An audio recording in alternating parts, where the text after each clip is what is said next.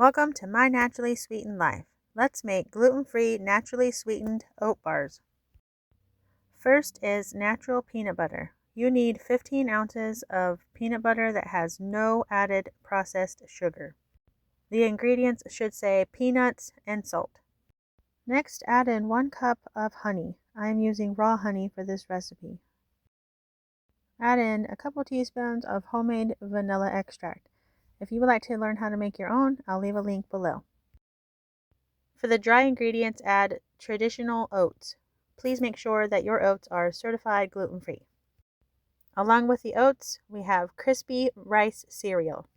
I actually found this cereal from Azure Standard, and I'm excited to say that there is no added sugar in this cereal. This gives the oat bars a little bit of crunch. Mix the wet and dry ingredients together until they are thoroughly combined. Because of the peanut butter, it's going to take a little time and effort to get this to come together. If you want, you can even use a hand mixer to make things move along quickly. Add your filling to a 9x13 pan lined with parchment paper. Use the back of your measuring cup to firmly press the ingredients into the 9x13 pan. All that's holding this together is peanut butter and honey.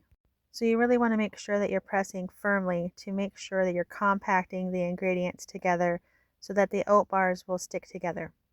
If you sort of work from the middle and push out, you can level out the ingredients pretty quickly, but just make sure you get them into all the corners and, like I said, press firmly. This next part is optional, but I like to fold down the parchment paper and run my fingers across the edge just to kind of tidy up the edges so that they're not as jagged, and it makes the bars more uniform so that they cut nicely, and it just makes them look good. But like I said, it's totally optional. Melt 1 cup of carob chips in a double boiler. Once they're melted, pour them over the 9x13 pan. Make sure you scrape out all of those melted chips to get all the goodness into your pan. Use an offset spatula to spread the melted carob chips all over the top of your bars.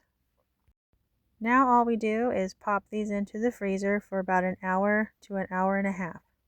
This will allow the bars to set and to slightly freeze so that we can cut them up into bars. Take the bars out of the 9x13 pan using the parchment papers as your handle. Gently peel the parchment paper away from the bars. Pull up on the bars so you loosen the paper away from the bottom as well. Once they are loose, take your knife and cut the bars lengthwise in half.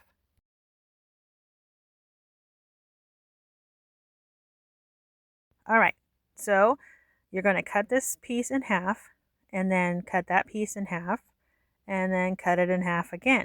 So you keep repeating that process until you get 8 equal pieces per side.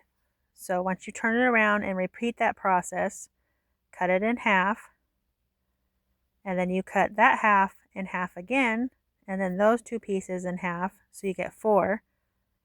And then you work your way down that to the other side, cut it in half, and now you have 2 big pieces. Cut the 2 big pieces in half, you get 4 more, so you get 8 per side, or a total of 16 bars. I hope that makes sense. Now, to store these, I like to keep them in the freezer because they hold together better. These are naturally sweetened, and they only have peanut butter in them, so they're better if they're frozen. So what I like to do is take a bar and put it in a sandwich bag, and then I'll put all of the sandwich bags into a large freezer bag, and that's how I store them until we eat them. If you like this video, please give it a thumbs up, and please consider subscribing to the channel.